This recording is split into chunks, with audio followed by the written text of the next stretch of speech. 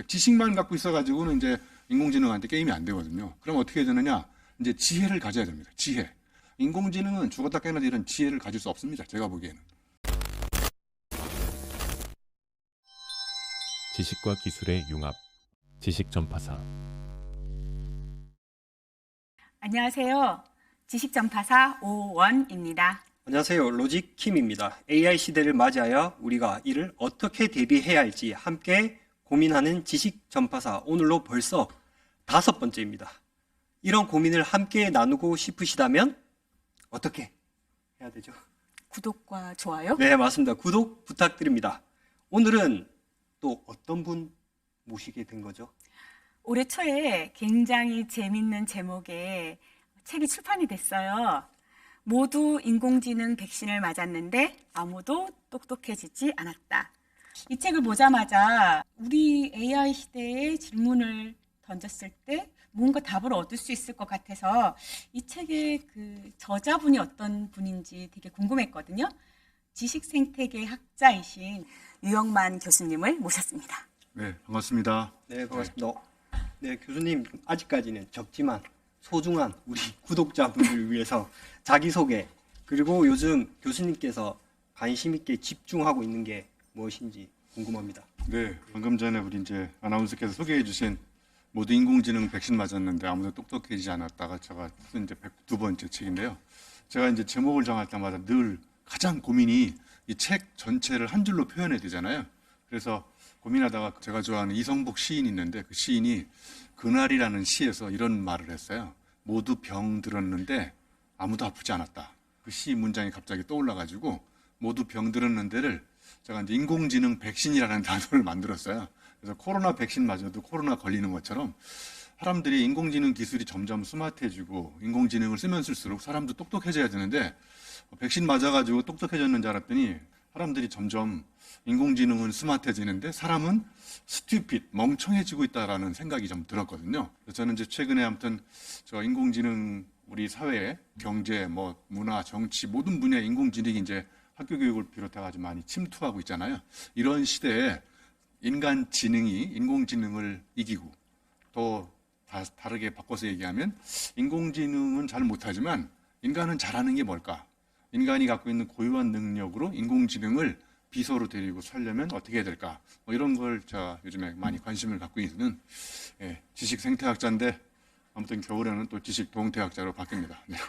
제목 뽑을 때 항상 이제 많이 고민하신다고 하셨는데 네네. 본인의 제목을 뽑는다면, 그러니까 나라는 사람을 설명하는 단어를 뽑는다면 어떤 단어들을 뽑으실 수? 제 명함 앞에다가 이제 지식 생태학자 유영만 교수 이렇게 쓰고 다니거든요. 그냥 제가 한양대학교 유영만 교수라고 브랜딩을 하는 것보다 저의 휴먼 브랜딩을 지식 생태학자 유영만 이렇게 써갖고 다니거든요. 그래서 저는 이제 많은 아이디어나 연구의 포인트를 사람을 연구하는 것도 필요하지만 자연에 가면 무수히 많은 생명체들이 살아가잖아요. 그래서 생명체들이 살아가는 방식, 원리 이런 것들을 연구해서 사람의 생각을 바꾸고 조직을 바꾸는, 조직을 변화시키는 이런 쪽의 연구를 하고 있습니다. 그래서 저를 한마디로 얘기하면 지식 생태학자. 두 번째 저의 또 닉네임은 지식 산부인과 의사 이런 게 있거든요. 제가 또 세계 최초로 지식 입덧, 뭐 지식 자연분만 유도법 이런 걸 연구하는데 문제는 이제 한국 산부인과 의사협회에서 아직 의사를 인정 안 해주기 때문에 책을 영어로 써가지고 미국에다가 먼저 수견할 거예요. 한국에서 안 알아줘서. 그래서 제가 한국에 갖고 와서 번역을 하려고 합니다. 정말 한국에서는 이렇게 뭔가 새로운 아이디어가 안 통하는구나. 그래서 의사들 다 그런 건 아니지만 의사소통이 잘 안 되는구나. 그래서 지식을 창조하고 공유하는 뭔가 색다른 방법을 나만의 독특한 방법으로 연구하고 그걸 이제 은유적으로 이렇게 표현하기 위해서 여러분 보세요. 지식과 산부인과 의사가 국어사전에 따로 있을 때는 누구도 주목하지 않지만 거기 있는 단어를 제가 세계 최초로 붙여가지고 지식 산부인과 의사. 그래서 지식 잉태가 안 되거나 출산이 잘 안 되는 사람들 대상으로 제가 클리닉하고 컨설팅 서비스를 하려고 그랬더니 자꾸 의사 자격증이나 따라오라고 그래서 한국에서 안 알아줘가지고 제가 미국 시장을 먼저 공략하려고 합니다. AI 시대에는 지식의 결핍은 이제 점점 없어지고 있는 것 같아요. 맞습니다. 뭐든지 네. 물으면 다 답해주니까. 인공지능이 지식을 인간의 지능을 다 따라잡았거든요. 인간의 지능으로 공부한 지식은 인공지능이 더 많이 알고 수 있습니다. 그러니까 예를 들면 제가 어딘가를 갈 때, 여러분이 어딘가를 갈 때 머리를 써서 찾아가세요. 내비게이션이 길을 찾아주나요? 저는 내비에 맡깁니다. 맡기죠. 그러면 맡기는 동안 여러분 머리를 쓰세요, 안 쓰세요? 안 쓰죠. 머리를 안 쓰잖아요. 이게 이제 심각한 문제입니다. 용불용설에 의해서 사람의 머리를 거의 안 써요. 네. 인공지능이 인간 지능을 다 대체하기 시작합니다. 그래서 사람의 머리가 이제 어떤 용도로 남아있냐면, 앞으로 사람의 머리가 필요할 때 세 가지가 있어요. 꼭 알려드릴까요? 네. 네, 베개 벨 때 머리가 필요합니다. 네. 베개 베시려면 머리를 꼭 갖고 가셔야 돼요. 둘째, 모자 쓸 때 머리가 필요합니다. 네. 모자를 쓰시려면 머리를 갖고 다니셔야 돼. 네. 그리고 세 번째는 머리 쓰실 때 이렇게 1명, 2명, 3명. 이 세 가지 용도 이외에 네. 인간의 지능을 안 쓰기 때문에 인공지능한테 맡겨버렸기 때문에 네. 그러니까 지식만 갖고 있어가지고는 이제 인공지능한테 게임이 안 되거든요. 그럼 어떻게 해야 되느냐? 이제 지혜를 가져야 됩니다. 지혜. 지식과 지혜의 차이. 이게 하늘과 땅 차이고 지식은 책상에서 배울 수 있지만 지혜는 땀과 눈물과 피눈물, 피땀에 좀 몸의 산물이에요. 그러니까 신체성의 산물이 바로 지혜거든요. 자, 지혜는 언제 탄생하느냐? 저를 한번 따라해 보세요. 생각만 해본 사람은 생각만 해본 사람은 당해본 사람을 못 당한다. 당해본 사람을 못 당한다. 그러니까 생각지도 못한 사고를 당하면 사고가 바뀝니다. 이때 실패 체험을 가지고 learning by failure, 실패를 통해서 이제 지식을 능가하는 지혜가 생깁니다. 인공지능은 죽었다 깨어나도 이런 지혜를 가질 수 없습니다. 제가 보기에는. 그럼 지금 교수님께서 이거 인공지능을 사용하다 보면은 이게 태화? 머리 쓰는 게 태화된다고 했잖아요. 네. 머리 쓰는 게 태화되면은 생기는 문제가 뭐예요? 이제 왜냐하면 전 세계 사람들이 다 태화되는 거잖아요. 맞습니다. 그러니까 인공지능을 계속 사용하면 네. 저는 그거를 이제 아웃소싱이라고 그래요. 아웃소싱. 자, 내가 뭔가 궁금하면 바깥에 나가서 궁금한 소스를 찾는 거야. 아웃소싱. 그러면 봐보세요. 물음표가 생기면 바로 사람들이 어디로 갑니까? 예전에는 내가 궁금한 게 생겼어. 도서관. 도서관에 가죠. 그죠? 책도 보고 네. 사람한테 물어보고 그러니까 물음표가 생기면 느낌표를 찾기까지 국리의 국리를 거듭하고 사유를 하고 생각을 했었는데 지금은 물음표가 생기면 바로 어디로 가요? GPT한테 하잖아요. 바로 물어보잖아요. 네. 그러니까 물음표와 느낌표 사이 거리가 실종돼 버렸어요. 그 이야기는 뭐냐면 물음표에서 느낌표를 찾기까지 사람이 사유를 안 해 더 이상 국리를 하지 않아. 네. 그래서 이제 2024년도에 옥스퍼드가 선정한 올해의 단어가 뭐냐? 뇌 썩음이에요. 네. 뇌가 썩는데. 네. 뇌가 왜 썩냐? 책을 안 읽어 일단. 해독 능력이 없어. 그리고 이제 아주 숏폼만 봐. 유튜브도 이제 2배속, 3배속으로 보고 더더욱이 이제 저는 뇌를 썩게 만드는 가장 큰 장본인이 저는 AI라고 생각해요. 봐보세요. AI한테 다 물어보잖아요. AI한테 물음표를 던지면 AI가 느낌표를 주지 않아요. 지금은 또 마침표를 줘요. 느낌표도 없어졌어.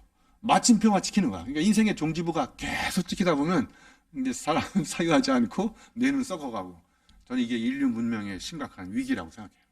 그러니까 AI를 적절한 시기에 끊어야 되거든요. 그러니까 저는 AI를 활용하지 말자 이게 아니라 AI를 활용하되 여기서 저는 우리한테 중요한 능력이 필요한 게 뭐냐면 해석 능력이라고 생각해요. AI가 던져준 답에 대해서 심만 흘리고 감탄하고 있으면 이제 사고의 외주화라고 그래요. 사고가 이제 AI한테 종속당해가지고 AI의 사고의 식민지가 된 거야. 그러니까 AI의 복사본, 인공지능의 복사본이 대량 양산되고 있는 거예요. 그러면 인공지능을 활용하지 말자는 거 아니었잖아요? 인공지능이 준 답에 대해서 내가 비판적으로 해석하고 여기다 나의 아이디어를 추가하고 내가 고생했던 흔적들을 여기다 첨가시키면 그야말로 그게 저는 이제 대체 불가능한 킬러 콘텐츠가 탄생한다고 생각해요. 네. 반성도 필요하다. 반성도 필요하죠. 예. 반성하지 않는 사람들, AI를 쓰면서 반성하지 않는 인간들은 AI한테 당하거든요. 예? AI가 준 답을 가지고 이렇구나. 그러면 여기다 이것에 대한 나의 생각은 뭐지? 예? 그러니까 저는 우리한테 필요한 가장 중요한 능력이 해석 노동이라고 생각해요. 저걸 해석하고 저걸 옳은 건지 나쁜 건지 이거를 나의 상황에 적용했을 때는 어떤 문제가 발생하고 그 다음에 여기다가 내 생각을 집어넣고 다른 사람을 집어넣고 그래서 이거를 다시 한번 재해석해보고 이런 능력, 이런 시간, 이런 노력을 하지 않잖아요. 그러면 이게 더더욱 AI에 종속당하는. 예? 여러분 인공지능은 가능하지만 인공지성은 불가능합니다. 그 지능과 지성의 차이점 한번 대충 생각해 보셨나요? 지능은 빠르게 계산합니다. 계산이 빠른 게 지능이에요. 근데 지성은 빠른 계산이 아니라 깊은 사유라는 거예요. 그러니까 깊게 사유하는 게 지성이고 빠르게 계산하는 게 지능이라는 거죠. 그러니까 인공지능은 정말 빠르지 않습니까? 계산 빨리빨리 해가지고 원하는 데이터들 빨리 갖다 주잖아요. 그러면 그걸 가지고 사람은 사유를 해야 되거든요. 응? 내 생각을 추가시키고. 그런데 인공지능하고 똑같이 그걸 빨리빨리 쓰고 그걸 비판적 재해석 없이 반성 없이 성찰 없이 그대로 갖다 쓰고 그러면 이제 인공지능의 복사본이 대량 양산되는 거죠. 그래서 저는 이제 이런 이야기를 할 수 있어요. 지식으로 지시하는 시대. 이거 끝났다. 예? 지혜로 지휘하는 시대가 왔다. 그거는 바로 사람이 발휘해야 될 최고의 능력이라고 생각합니다. 교육자이시고 그리고 교육공학자이신데 교육 시스템도 그렇게 바뀌어야 될까요? 어떻게 AI 시대에 도대체 어떻게 바뀌어야 될까요? AI가 나타나면 교사도 대체할 수 있고 AI가 등장하면 마치 모든 교육 문제가 해야 될 것 같지만 여전히 제가 보기에 AI 한번 생각해 보세요. 예를 들면 고혈압 환자야. 그래서 이제 약을 타러 의사한테 갔어. 그 의사가 내 얼굴도 보지 않고 한 2시간 기다렸는데 고혈압 약 받으려고. 의사가 내 얼굴도 보지 않고 스크린을 쳐다보고서 이렇게 오셨네요. 약 드릴 테니까 두 달 후에 오세요. 그러면 제가 혈압이 올라가요. 그 의사 진단을 받고. 근데 나올 때 간호사 이야기를 들었더니 간호사가 아유 교수님 고생하셨네요. 뭐 괜찮아요. 그거 이제 혈압 금방 떨어질 거면 이 간호사 이야기를 듣고 혈압이 떨어져. 그러면 이거를 학교 교육에서 대입하면 의사처럼 치료만 하는 교사, 가르치기만 하는 교사는 AI가 더 많이 지식을 갖고 있는데 그러면 교육이 AI가 다 대체해버리죠. 그런데 진짜 교사의 역할은 뭐냐? 반문하는 겁니다. 학생들한테 질문을 던져서 이런 거 말고 또 다른 가능성은 없느냐? 자꾸 이렇게 질문을 던져보는 거예요. 그리고 간호사처럼 아이들을 케어하는 거거든요. 아, 너 이럴 때 이런 고생을 했었겠구나. 야, 근데 너 참 그때 너무 힘들었겠구나. 그때 어떻게 극복했니? 그렇게 마음을 어루만져주고 감싸 안아주는 그러면 이제 아이들하고 교사의 관계가 AI가 아무리 도입돼도 AI가 할 수 없는 그런 인간의 고유한 영역들이 저는 아직도 살아남을 수 있다고 생각해요. 그러니까 교육 시스템에 AI를 도입하지 말자 이게 아니라 도입을 해서 효율을 높이는 거죠. 예? 효율을 높이고 성과를 높이고 그러면 이제 AI만 활용하는 사람하고 AI 플러스 자기 능력을 발휘하는 사람 저는 이 세 가지로 나뉠 수 있다고 생각해요. AI를 활용하지 않는 사람, 이 사람은 이제 제가 보기에 경쟁에서 떨어질 수밖에 없어요. 왜냐하면 기반 데이터나 분석하고 비교하고 이런 거는 어마어마하게 다 갖다 주잖아요. AI가. 그러면 이제 두 번째 사람, 그것만 계속 활용하는 사람은 AI에 종속되는 거고 세 번째 사람, 그 기반 데이터 플러스 제가 말씀드렸던 대로 내 생각을 추가하고 거기다가 내 통찰을 집어넣고 내 해석을 집어넣고 이렇게 비하인드 AI를 추구하는 사람 이런 사람들이 앞으로 학교 교육에서 지향해야 될 바라고 생각합니다. 네. 단순히 지식 전달만 하는 교사는 대체될 수 있다 AI에. 맞습니다. 그리고 뭐 아이의 심리라든지 이런 걸 케어하고 이런 거는 고유한 능력이기 때문에 살아남을 수 있다라는 네. 말씀인데 근데 요새 그 챗GPT나 이런 거 AI 활용할 때 1순위가 심리 상담이라고 하더라고요. 네. 그럼 그거하고 지금 지식 전달을 AI를 결합을 시키면 그 선생님처럼 할 수도 있는 거 아니에요?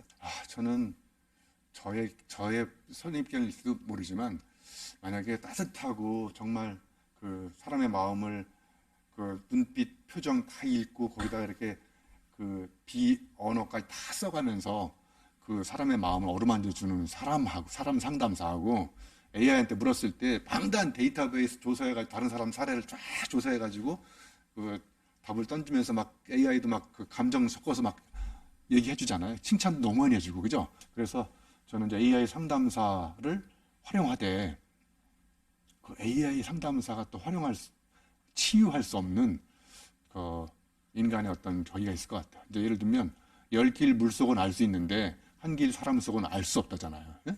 우리 두 분이 제 이야기를 듣고 웃는데 이게 재밌어서 웃는 건지 이 프로그램을 빨리 끝내달라고 웃는 건지 제가 알 길이 없잖아요. 이 한 길 사람 속은 인문학적 헤아림의 대상인 거고 10길 물속은 AI 기술을 발전시켜가지고 과학적으로 탐구하면 밝혀질 수 있는 거예요. 그러면 영원히 제가 보기에 기술 과학으로 밝혀낼 수 없는 건 인간의 심리라고 생각해요. 마음. 그래서 박용화 시인이 견자라는 시집에다 이런 얘기를 했어요. 사람의 눈에는 그 사람의 심장이 올라와 있다. 두 사람 지금 눈을 보면 유영만 교수를 좋아하는지 안 좋아하는지 여기 심장이 뛰고 있잖아요. 근데 속일 수도 없어요. 심장은 눈빛에 나타나잖아요. 그렇죠? 그러니까 또 AI가 눈빛을 또 빅데이터로 파악해가지고 또 학습된 연기를 딱 보여주고 정말 아무리 AI가 학습을 하고 그래도 이 심장에서 뛰고 있는 근데 여기에 스쳐 지나간 수많은 여인들의 한많은 눈물이라든지 이런 걸 어떻게 AI가 다 알 수 있어요? 모르잖아요.